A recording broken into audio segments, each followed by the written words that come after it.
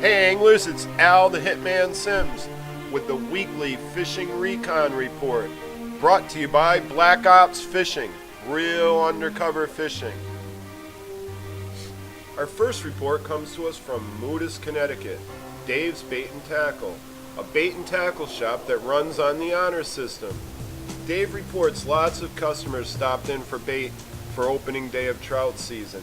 Dave is located right in the heart of trout country, just minutes from Salmon, Blackledge, Jeremy, and 8 Mile Rivers, Dave Pond, and right down the street from Moodus Reservoir. Dave says now that the rivers are up, the trout have spread out better, and reports have been great when Dave's there to hear them. When he's not, just scoop your own shiners, grab your wigglers from the fridge, stock up on necessity tackle, and leave your money in the honor box. I bought some fresh crawlers from Dave's just last night. The price was right and the bait was tight. Look for the bright orange sign on Route 149. Dave's Bait and Tackle, Moodus, Connecticut. Dave, you owe me a dozen crawlers for that. Next report comes to us from Andrew at Fishing Factory 3. We got the rain we desperately needed over the weekend, and the high water should bring in some more herring, and more herring means more striped bass in our neck of the woods. Just before Sunday night's 3 inches of rain, the fishing was starting to look up. Andrew was able to get his skiff in the water and fish from Rocky Hill to Middletown, with numerous stripers following the plugs and knocking spooks in the air, but he was only able to connect and land a handful of those fish. Andrew expects that all to change by the end of the week. This weekend, right now, should be pretty darn good once the river settles down a bit. Anglers from the shore have been connecting with pretty steadily with bait in the same stretches mentioned above. Numerous keeper-sized fish have been brought into the store for photo ops in the last few days. Most of these fish are being caught on either sand or bloodworms. Andrew says there doesn't seem to be just one hot spot on the river. Reports of keepers are coming from all over. White perch reports have also been pretty good in the last few days. Most of these reports are coming from the Middletown area, with the slaughterhouse section being the most productive. There are some smallies chewing among the structure, with some good reports coming from the Seventh River. Pike fishing has slowed down a bit, but we're still hearing of fish hitting clown pattern plugs in both the Sabbath and the Haddam stretch of the river. Andrew says to catch 'em up. And don't forget, registration for Fishing Factory 3's Connecticut River Striper Tourney is now open. 20 bones get you in, and the tourney will run from May 7th to June 3rd. More details to follow. The Fishing Factory 3's annual opening weekend trout tournament results. The winner was Sean N. with a 5.5 pound lunker. Congrats, Sean.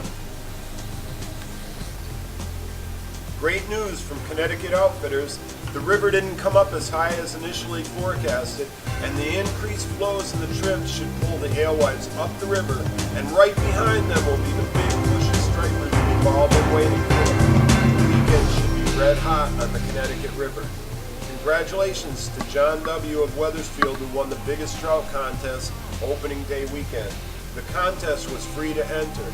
John received a $50 gift certificate for bringing in the biggest trout, a 7¼ pound bruiser. The fish will be mounted by the great craftsmen and women at Northeast Taxidermy in Middletown, Connecticut. The breeder went 23¼ inches and 7¼ pounds, and John took it on a copper gold Colorado spoon near the Satan's Kingdom section of the Farmington River on Saturday. Captain Blaine caught a decent smallie earlier this week on the river. A live target blueback herring pattern did the trick. This week's rain was a blessing. The Connecticut River crested on Wednesday at just 11½ feet and is now clearing up and staying cool. The Farmington and Salmon rivers are flowing at something resembling normal thanks to the rain as well. In the Connecticut River, the mouth, more bunker reported. Many anglers hitting the woodlot off Great Island with mixed success. Lots of boats snagging between the bridges and catches of striped bass from the docks by shorebound anglers under the Baldwin Bridge have been reported as well. In the lower river, herring are in, stripers seem to be everywhere. Some great carp and channel cats reported caught in the Adams Stretch as well. The greater Hartford area, keeper stripers are plentiful, but remember, anything you use to lure a bite is in competition with the ample numbers of herring and alewife that are now in the river. Your best bet without breaking the law will be bloodworms on a slider, chunk Pacific herring, or some yellow-white swimmers early in the morning like Danny's, T-Man, or Lloyd's. Take time to listen for the herring splashing and breeding to locate the fish. Weathersfield Cove, Tommy F. Blind squirrel landed a 30-inch striped bass earlier this week, and many reports of schoolies on light tackle have been coming in as well. And also, an unusual number of bowfin catches this week too. North of Hartford, water flows are up and it's paying off. Shad catching has been extreme before and after the rain. But now that the lower Farmy has water and is really clear, the shad and striper fishing should be red hot. Salmon River and Farmington River's TMA section. Most anglers reporting the trout are the biggest they've ever seen.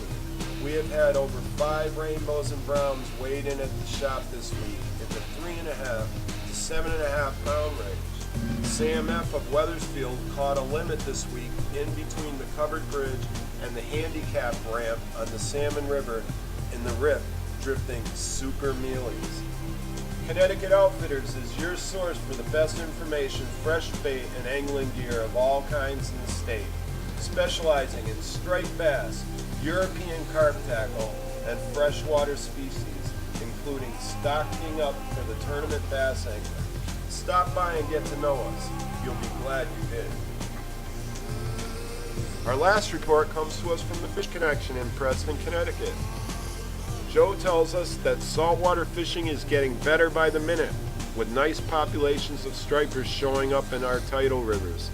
The Thames River in particular is seeing schoolie stripers from the mouth of the river all the way up to Norwich Harbor. Bunker have been in the river daily between the Gold Star Memorial Bridge and the subbase on the Thames, and stripers can be found feeding on them at times with some small bluefish in the mix. Cheyenne tells us that some really big shad were taken at Greenville Dam on Chetucket River just 4/26/12, just the other day. Get them while they're hot. Cheyenne says the best trout fishing reports have been coming in from Long Pond, and says that quite a few customers are also catching the Atlantic salmon, averaging 2 to 6 pounds, that the DEEP recently stocked in Long Pond. Shiners have been a good bait, as well as trolling or casting inline spinners. This has been the Black Ops Fishing Recon Report. Until next week, keep off my bass.